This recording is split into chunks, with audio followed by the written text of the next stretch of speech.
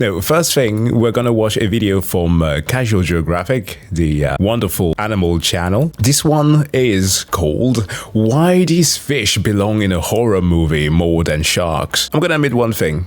I had the biggest fright for sharks in the longest time. It only just recently that I realized that they are not as dangerous as they're supposed to be. For those who might have checked the Kuskasat video that I uploaded recently about the insane amount of existential crises that one can face in just a single week, shark attacks are at the bottom of the totem pole. They are not as dangerous as anything else that you can face out there. More people are actually just dying of like random falls and accidents than sharks could ever. The selfie lightning rod to people dying in ravines and cliff sides. More people in the last decade died of taking selfies than they died of shark attacks.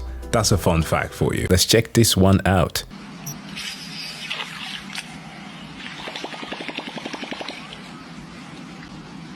The hell? Oh, Jesus! Eu gostei assim, amostradinho. You know, the greatest trick Hollywood ever pulled was convincing the world that sharks are the only things to fear in the water. There be monsters. No, that's a one-piece monster right there. That's a sea king.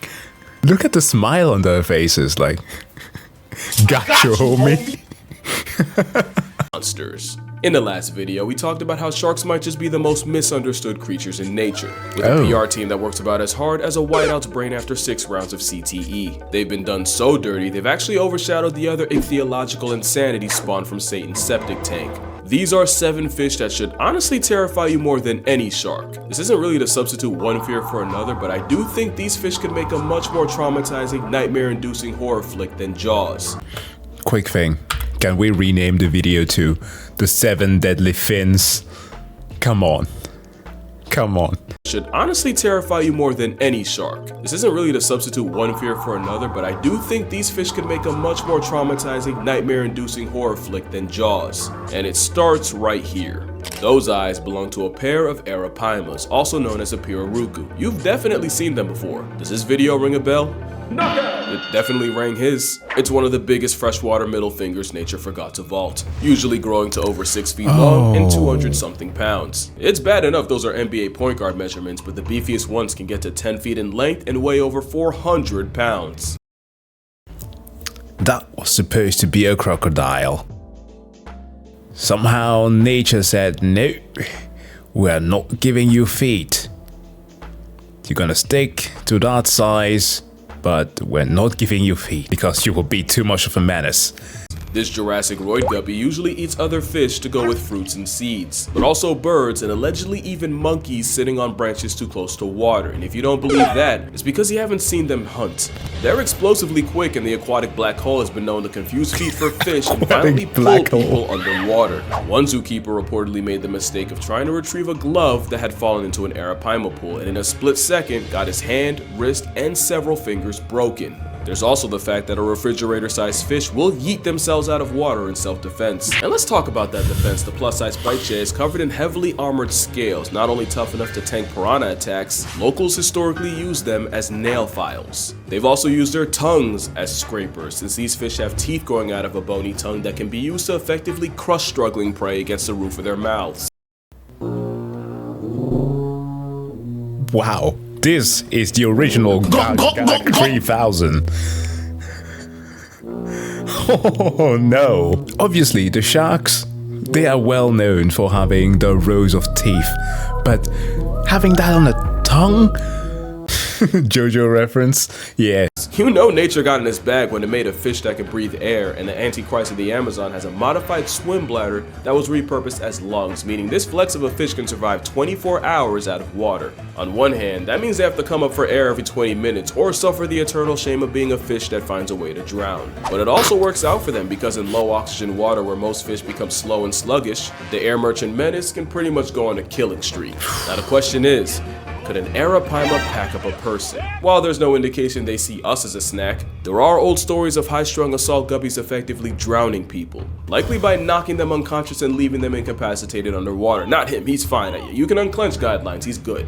But one man that almost wasn't was Jeremy Wade. Oh, yeah. We know the guy. This man has caught like everything. I don't know if he was trying to fill his Pokédex, but yeah, he's been around. But how do they taste? I noticed some fish do have like a very, what is it? The most common comparison tend to be salmon or cod. Or no. The trout as well. Tends to be like the tree that is rotated like in terms of what certain fish taste like. Rarely do. Oh no, there are some fish that are said to have the same taste as chicken, as always, because people always compare everything to chicken. Probably needs no introduction, but long story short, he's a zoologist who hosted the show River Monsters, which ended, but only because he caught every fish nature had to offer. River Monsters, but he almost caught an early life retirement after a pissed off Paima struck him square in the chest and nearly caused irreversible damage to his heart. Not only did this fish nearly have us singing, the suspect wasn't more than 90 pounds. Remember, the overachievers can press the scales at 400 or, 180 kilograms worth of kill a man. So yeah, the Arapaima is a shack-sized, air-breathing, armor-plated predatory vacuum, and strangely enough, it's not the fish I'm most scared of in the Amazon. But we'll get to that. The piranha actually isn't. If you remember from an earlier video, piranhas might be just as misunderstood as sharks. They're mostly just scavenging opportunists that our childhoods convinced us were way more of an issue. Yes, the whole thing with, out of all people, Theodore Roosevelt, the American president who was posing in photos, is led to believe that this was how vicious piranhas were, by forcing them to eat off a carcass. So that's how the whole myth about them being so vicious came from. And also because a lot of the time they're being starved and not allowed to actually consume what is the typical food. So that's why they will actually attack humans. Actually, they are supposed to be rather afraid of us, say. You cannot say the same for their cousins found in the Congo basin of Central Africa. The Goliath tigerfish can grow to nearly 5 feet long, over 100 pounds, and they're what people were told piranhas are times 10. They're in the same order, but where piranhas are primarily a swimming cleanup crew, tigerfish actively hunt for their bodies. And you'll find out, nature built this prehistoric problem to do exactly that. They have sharp dagger-like teeth that many swear are comparable to that of a great white. Although I personally see them as more conical, like a crocodile, which is a coincidence since the saltwater variety are their only natural predators. But of course, the swimming expletive has also been known to murk smaller crocs. They have eerily strong eyesight to track prey, special organs to detect the vibrations they make underwater, and they're strong enough to brute force their way through the turbulent waters of their hunting grounds. They're considered one of the toughest freshwater fish time left behind, and tigerfish are even on record snatching birds out of the air. Not just birds, but swallows, some of the fastest and most maneuverable out there. Scientists studying them watched as 300 birds got permanently grounded by tigerfish in just over 2 weeks. They're so feared that in many places they're only known by one name, Benga, meaning the dangerous fish. There's even a story of a young girl wearing a belt made out of bottle caps in order to ward off evil spirits. Ironically, it did the exact opposite and attracted the tigerfish, who apparently confused the bottle caps for fish scales and nearly bisected the girl. Allegedly. It's an extremely fast, explosive vice grip with almost zero prey prejudice. And I'd still rather take a bite from them than the fish up next. And that's cause next is the Candiru. And a lot of y'all already know what road we're going down. Oh no. Is it when you nodded but she keeps sucking? If it was a fish. Except that move will kill you.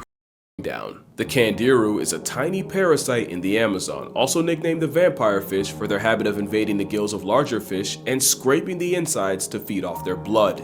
And with backward-facing spines and a powerful bite, it's nearly impossible to shake it off before it completes its liquid transaction. The horror comes from the legend of Candiru being attracted to the chemicals in urine and swimming up the urethra of unlucky humans and getting stuck up there. No!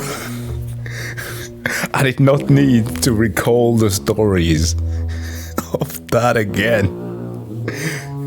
Yo. Yo, that is so...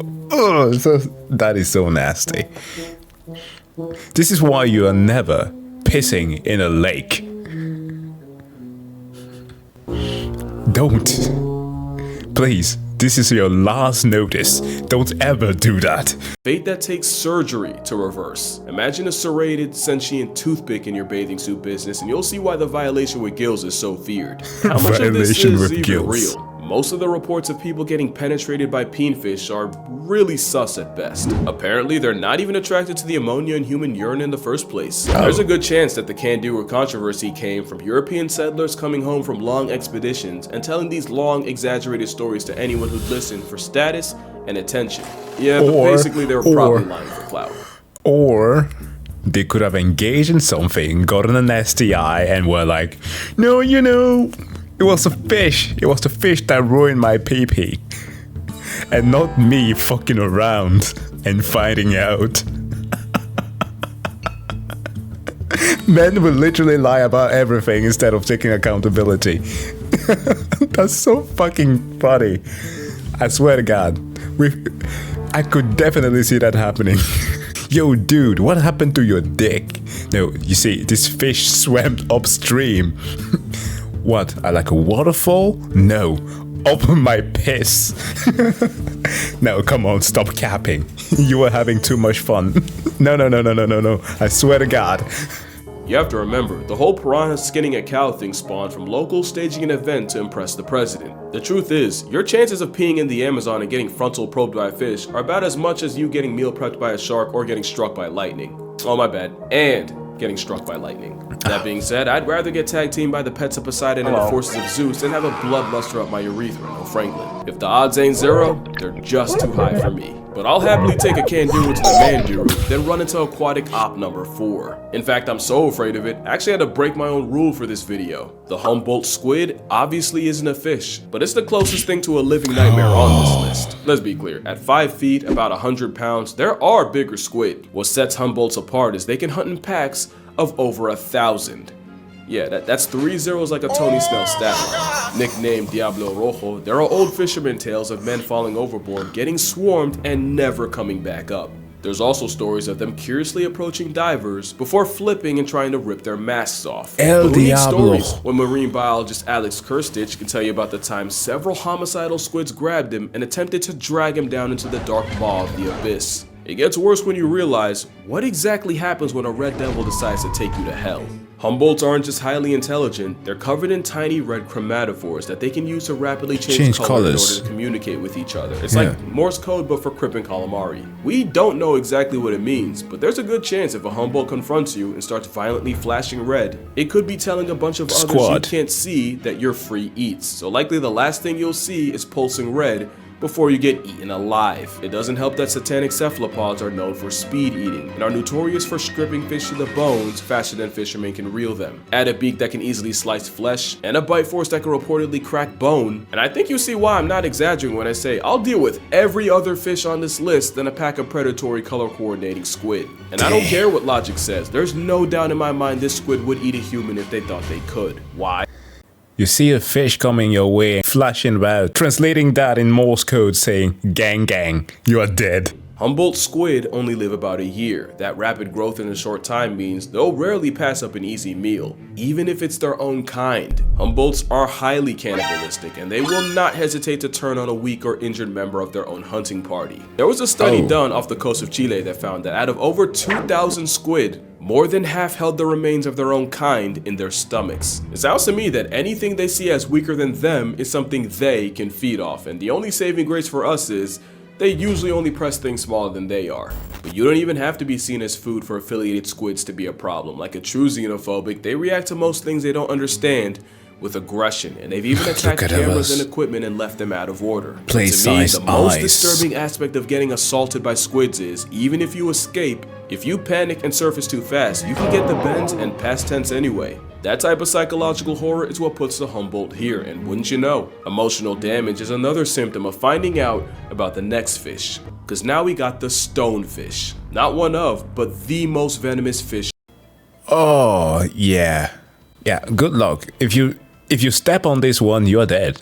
Known to man. It's armed with verrucotoxin, and symptoms of getting stung include crippling pain, shock, tissue death, and even paralysis. And speaking of pain, you can be in agony for over 12 hours, and it's enough of an eternal jihad to cause hallucinations. Anecdotally, there have been tourists who've stepped on a stonefish only to beg their doctors to chop off the whole foot. Then there's the added threat of, if you don't get out of the water quick enough, it won't even be the venom. You can get paralyzed and catch a stage fatality to drowning. Even if you survive, you can still suffer permanent nerve damage and severe muscle atrophy. But that all wouldn't even be that bad if the stonefish wasn't nature's manifestation of a dick move. The most venomous animals on the planet usually dress with bright colors to warn the rest of the population that they're packing. Yeah. Stonefish decided to do exactly none of that and instead cosplays as a stone, only to mortally punish you for its camouflage working.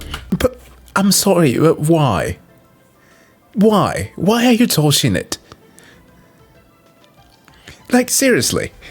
I know that there's like a stereotype that sometimes gets made fun of with like if you are less melanated, you are more likely to go and fuck around with animals. Like, for all I know, most black people don't even fuck with like bigger cats than the ones that we can have in our homes, okay? We've seen Tony the Tiger on the literal cereal box. If we go to the zoo and we have the opportunity to pet one, we don't. How the fuck do you see a sentient rock and say to yourself, is that thing breathing underwater? Let me pick it up. No, just leave it be and go your merry ways. Like I said, it's like having invisibility but also serving the death penalty every time someone steps on your foot. Then you gotta add the fact that there are another fish that can survive 24 hours out of the water, and they have a literal switchblade growing out of their forehead. Yeah, I knew they were a problem ever since one nearly perma-napped Nigel Thornberry. A stone-cloaking toxic minefield of misery, but with stonefish anti-venom being the second most administered in Australia, today if you get stung, your chances of surviving are actually pretty good. Not like the next fish, because for this one, there is no antidote. The stonefish might be the most venomous fish, but the pufferfish is arguably the most poisonous thing alive. Quick rule of thumb on the difference: if it bites you and you die, it's venomous. If you bite it and you become a wuzz, it's poisonous. And few things are more poisonous than puffer tetrodotoxin, which is 1,200 times more of a death sentence than cyanide. Tetrodotoxin interferes with signals between nerves and muscles, causing muscle paralysis and a total shutdown. So yeah, the one that gets used for fugu. Japanese delicacy, but like you need an entire academical degree to be able to cut one up and serve it to people. Yeah, because you also need to serve a life sentence if you kill a person on accident. And of course, the fugu blowfish is considered a delicacy, but if the chef misses a single cut even by a little, you're instantly on the clock. You won't know that happened until your face goes numb and your lips and tongue get this weird prickling feeling. Then, you'd suddenly get a splitting headache and dizziness to go at vomiting and diarrhea as your body desperately tries to purge the poison. But it's to my knowledge, they are very tasty. Never tried one. I have been to a few Japanese restaurants that actually serve them, but no, I wouldn't even dare. Late and you'd start getting paralyzed, starting with the hands and feet but slowly spreading out, and by this point you likely can't even call for help. Finally, it'd get harder and harder to breathe until you notice the room slowly fade to black, leading to either a coma, seizure, or just death. The permanent kind. Tetrodotoxin essentially flips a kill switch in your body, and there is no antidote. The only treatment is hooking you up to a respirator to breathe for you and praying it passes. The poison puffball is such a problem, it makes you forget they also have teeth that can bite clean through your finger. In fact, it's more than enough to violate a scorpion. And I don't even know how to describe what they do to crabs. Turning crustacean into crustacean with a smile, no less. It's criminal. There's nothing funny about getting caught in that bite, with reports of pufferfish mutilating the genitals of men, and one case in 2008 where a Cambodian child had his coin purse sliced in half by a pufferfish. Okay. First of all, it's good that I didn't pause it there at the mutilation of man. Because I was about to say, who the hell saw that as being like nature's fleshlight? Luckily, those are freak accidents. And unlike the Candiru, this ain't a myth. Have your privates out by a puffer and you might just get... So that's 6 of the sinister 7, but before we get to the last one, we got honorable mentions. The fact that there's a fish that weaponized electricity enough to decommission a caiman and we just accept that is kinda crazy. And the thing is, it might not even be the voltage, but it's getting knocked out in shallow water that'll get you. Swordfish are one of the fastest things in the sea. They also have a built-in melee weapon equipped capable of inflicting life-altering harm. In 2015, a Hawaiian man was fatally struck in the chest while trying to catch one. Another man in Malaysia bled to death after a swordfish yeeted itself out of the water and also RNG'd him in the chest. Swordfish are also on record shanking sharks and even bleeding out sea turtles. The sheep's head fish. Really only because of that mouth. Trypophobics be damned. The Titan triggerfish is a highly aggressive honey badger with gills capable of dishing out severe injuries with the same teeth they use for crunching coral, sea urchins, and even a crown of thorns starfish. The trigger might as well be named after their temper, and this 1.5-foot vibe check is a big reason why beginner divers never go back in the water. Speaking of big, the Goliath grouper. At 8 feet up to 800 pounds, the fish the size of a small car feels more like a leftover Jurassic prop. Lucky for us, most divers describe it as a gentle giant with the temperament of a St. Bernard. Although a St. Bernard didn't allegedly swallow an entire kid in the Florida Keys. Allegedly. But since we're on the subject, the last fish on this list are catfish. And yeah, that's kinda cheating. There's over 3,000 species of catfish, even including the genital jihad, the Candiru. Catfish are like the trash compactors of the fish family, which isn't a problem until you see just how big they can really get. And once a catfish gets big enough, there aren't a lot of things alive they won't. Yeah. Like, we actually had a discussion the other day during dinner.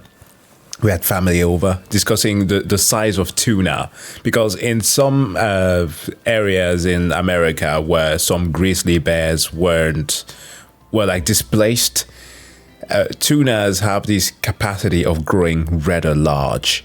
So if they are undisturbed, they can grow pretty big. And then a fellow who was invited to the dinner, who is actually a fisherman, talked about these things here and how they can do a similar thing. And yeah, from what we can see right now, it gets pretty damn big. Try to eat. We've seen armadillos, turtles, and even unaware seagulls get bored by a catfish. There's a species in France that figured out how to stalk and hunt bathing city pigeons. Another learned to wait by cave entrances to suck up any exhausted bats that fall in. There was even a catfish nicknamed Kuno the Killer who terrorized a German lake and somehow caught and ate someone's dog. Basically, Kuno the Killer. What am I thinking of Kuno from freaking Disco Elysium? Is this throwing out slurs whenever it attacks you? Does Kuno know what a rake is? they're all the shit I've talked about pelicans being, just in fish form. The question is if a catfish has ever eaten a live human, and it isn't even if they would, but if they could. The Wells catfish can grow to 10 feet long and cap out at 300 pounds. The Mekong catfish can also get to 10 feet, and the heaviest one ever recorded was pushing 650 pounds. If there's a catfish that could stomach a human, it should be one of these, but there's a slightly smaller catfish that was believed to be a legit man-eater. In the late 90s and early 2000s, a series of fatal attacks on people in the Gully River had people convinced there was something in the water hunting humans. In these attacks, victims were suddenly pulled underwater in front of people, only for their bodies to never be recovered. In 2007, Atal Kumar was swimming with friends when he was violently dragged underwater, and while he was never seen again, friends caught a glimpse of something that they could only describe as an elongated pig. Crocs and bull sharks were considered, but the prime suspect ended up being the goonch. At about over 6 feet, 200 pounds, the goonch is usually smaller than the whales in the Mekong, but it's feared that the practice of burning funeral pyres by the river led to the equal opportunists developing a taste for human flesh. And while it's a stretch to say a corpse-happy catfish could swallow an adult, it becomes a little less believable with children. There's no solid proof of a catfish catching a person, but they for sure can off one. The biggest ones can easily overpower you, if not just knock you out and drown you. Not to mention a majority are venomous, with those spines putting both experienced fishermen and oblivious bystanders in the hospital. They also have a nasty sandpaper-like bite that can easily draw blood. But what really makes them a living horror movie lips. is their intelligence. The ones packing up pigeons, they weren't always doing that, but they pretty much ate everything else around them and were forced to adjust. So it's anyone's guess what could happen if they gain a taste for humans. And with catfish being swimming tongues with over 175,000 taste buds across their bodies, yeah, I doubt acquiring taste takes long. But yeah, that's gonna do it for this video. Make sure you drink water, hug your mother, try not to get catfished out here. If you'd like to see me swim with slightly less freaky fish, the full GoPro footage of me in Hawaii will be uploaded to my Patreon. And with that last second self-promo out the way, I'ma see y'all in the next one.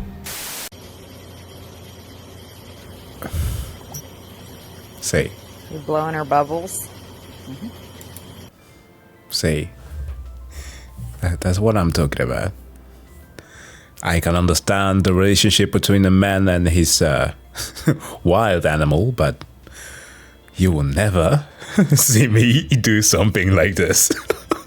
Fishes. Quite the creatures. I'm still freaked out about the one that swims up one's urethra. Gonna have nightmares about that one. That was from Casual Geographic. He has plenty of videos about this. And also, as he mentioned there, he has one on sharks, proving that they are not as bad that they are supposed to be. Yeah, that was a month ago that he uploaded that. So yeah, please make sure to go and subscribe to him if you would like to have more facts about aquatic animals and more.